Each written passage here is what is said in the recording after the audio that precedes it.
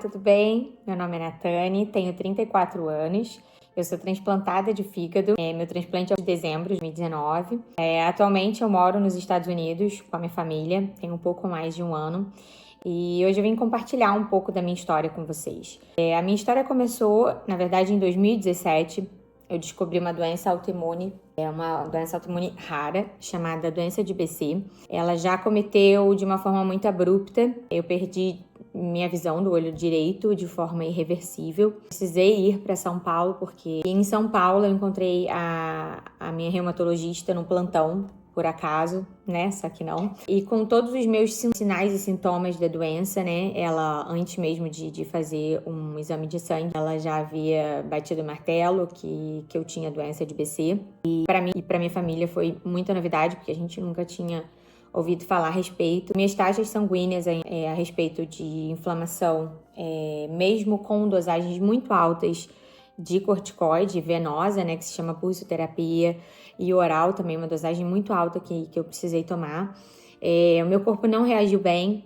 Eu precisei realizar 10 sessões com medicamento quimioterápico chamado ciclofosfamida. E foram 10 sessões, assim, como se fosse um paciente oncológico, porém era para controle de uma doença grave também. E a gente obteve um resultado muito bom, eu respondi bem, o meu corpo reagiu bem, a gente conseguiu controlar a doença. Realmente, assim, a única coisa que não deu para reverter foi a visão do meu olho direito, de forma realmente irreversível.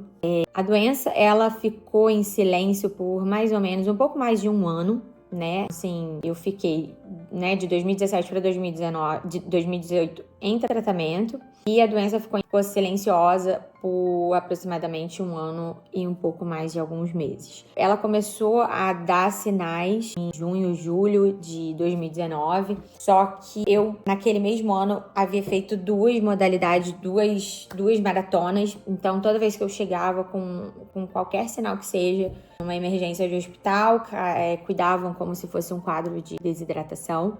E eu melhorava, eu respondia bem. Então eu fiquei 2019 praticamente inteiro, tendo vômitos, diarreia, sintomas de dores abdominais, e infelizmente não foi notado, né? E 20 de novembro de 2019, eu acordei bem, na verdade eu me senti bem. Porém, 30 minutos depois, eu entrei em um colapso muito grande. Eu tive episódios severos de vômito, diarreia. E a partir desse momento, na verdade, eu não tenho lembrança minha. Só tenho que a minha família relata pra mim.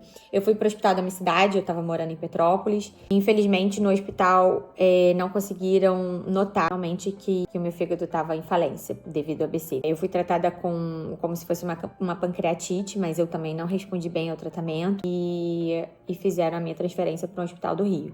Na verdade, assim, até eu chegar ao hospital que realizou o meu transplante, foram dias bem tensos, sabe? A minha família passou por um perrengue muito grande, porque ninguém conseguia enxergar que, de fato, o meu fígado estava morto, né? E na época, minha médica, Karina, ela estava grávida e ela não conseguia vir de São Paulo para o Rio, né, para poder me ver. Então, ela pegou uma indicação, né, de uma outra reumatologista no Rio, que é a doutora Kelly, que eu digo que é o meu anjo da guarda. Incrível, assim, a nossa conexão. E a doutora Kelly foi nesse hospital que eu havia ficado, que havia feito a minha transferência de Petrópolis para Tijuca.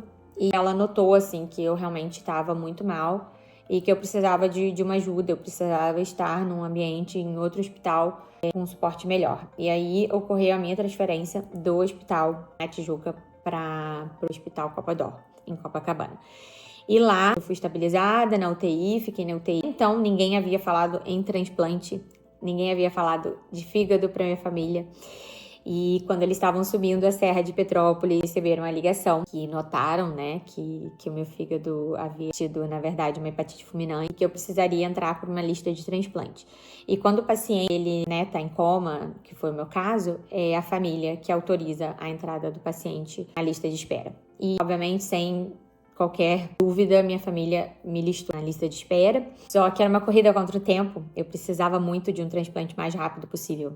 E eu consegui. O meu transplante aconteceu em 24 horas, desde que eu fui listada. Sim, um milagre. O transplante aconteceu dia 1º de dezembro, né, de 2019. E eu acordei poucos dias depois disso, né? Fizeram a intubação, enfim. Eu acordei um pouco depois. Acordei muito desorientada, porque eu não sabia o que estava acontecendo. Foi um susto muito grande. Eu sabia que qualquer decisão que a minha família tivesse tomado, que era pro meu bem, o bem da minha saúde, né? E de fato foi. Eu fiquei internada até o Natal, né? Eu recebi alta 2 dias antes do Natal.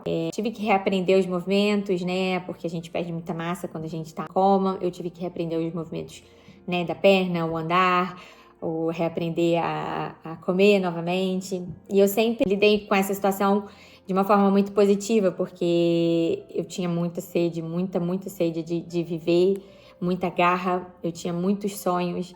Então eu me agarrei em tudo isso e o esporte foi algo que me ajudou muito, porque eu já era meia maratonista, eu já havia feito algumas belas meias maratonas, tinha feito 2 maratonas aquele ano e isso me ajudou muito na minha reabilitação pós-transplante. Continuei ali por aproximadamente uns 4 meses com fisioterapia todos os dias. Como eu disse, eu precisei reaprender a andar, ter todos os movimentos. E 6 meses depois, para minha surpresa, eu engravidei.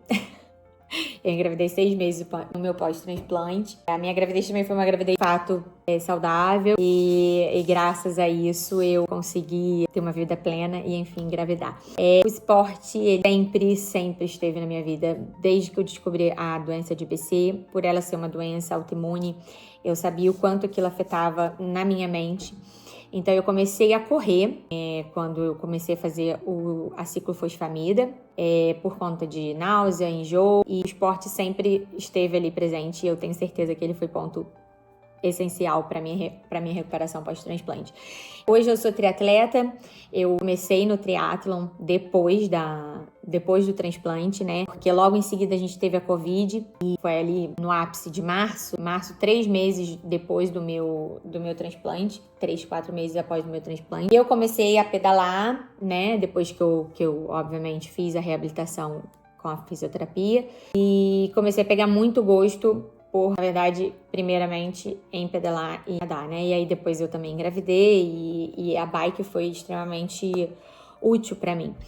Eu participei esse ano dos Jogos Mundiais para Transplantados, eu competi na modalidade de triatlon, que foi o meu ponto-alvo nessa prova. Eu posso dizer, assim, o quanto o esporte me motiva, né? Na verdade, eu gosto de compartilhar, né? Que eu me sinto viva nadando, pedalando e correndo. E, na verdade, para mim é uma forma de gratidão, sabe? Eu poder realizar sonhos, eu poder estar colocando em prática o que o transplante me proporcionou, isso é descritível. E eu queria deixar uma mensagem para você que está na lista esperando. Na verdade, eu gostaria de compartilhar. Eu não tive, né, a espera, eu tive que transplantar de forma emergencial, mas eu fiz uma lista de desejos, né, enquanto eu estava naquela minha recuperação. E eu posso te garantir que é muito, muito, muito, muito gratificante hoje poder estar dando esses tiques de desejos realizados, de desejos, enfim, terem saído do papel e eu poder, enfim, estar realizando graças ao sim de uma família, graças ao transplante. Então, a mensagem final que eu quero dizer é: se você ainda não conversou com a sua família, converse com a sua família, deixe claro a sua vontade em ser um doador de órgãos. Isso é primordial, salvou a minha vida e você pode ajudar tantas outras vidas a mais.